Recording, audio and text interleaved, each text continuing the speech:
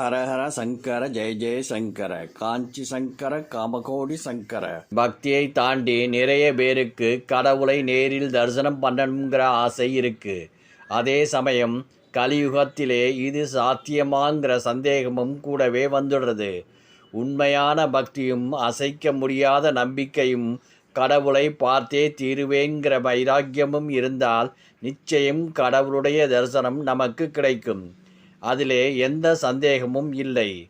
அந்த வகையில் ஒரு முருக பக்தர் ஒரு நாள் மகா பெரியவாரை தரிசனம் பண்ண வந்திருந்தார். அவருக்கு முருகப் பெருமானை தரிசனம் பண்ணணுங்கிற ஆசை இருந்தது. வரிசையில் நின்று அவரோட முறை வந்தப்போ, பெரியவா, குடும்பத்தில் இருந்துண்டு என்னோட கடமைகள் ஒழுங்கா யாருக்கும் எந்த குறையும் இல்லாமல் செஞ்சின்றிருக்கேன் பெரியவா. கூடவே முருகப் பெருமானை தரிசனம் பண்ணணுங்கிற தீவிரமான எண்ணம் நாளுக்கு நாள் மனதுக்குள்ளே வளர்ந்து கொண்டே வருது. குடும்பத்தை விட்டு காட்டுக்கு போய் அன்ன ஆகாரம் இல்லாமல் தவம் பண்ணினால்தான் முருகனோட தரிசனம் கிடைக்குமா? நான் என்ன செய்ய வேண்டும்? நீங்க தான் எனக்கு வழிகாட்டணும்னு கண்ணீர் மல்க பிரார்த்தனை பண்ணினார்.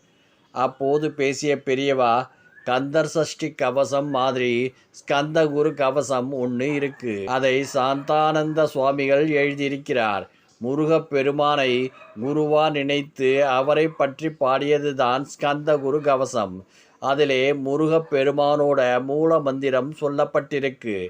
அந்த மூல மந்திரத்தை தியானித்து உருவேற்றினால் முருகனோட அருள் பரிபூரணமாக கிடைக்கும்.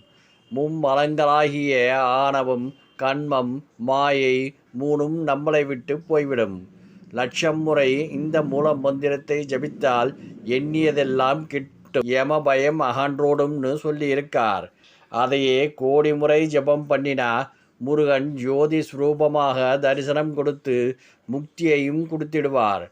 மறுபடி இந்த உலகத்திலே பிறக்க மாட்டோம்.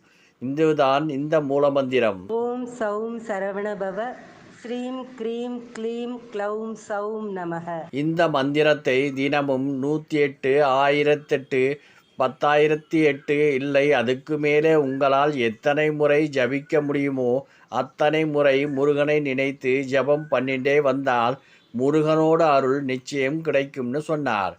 மகா பெரியவா திருவடிகளே சரணம்.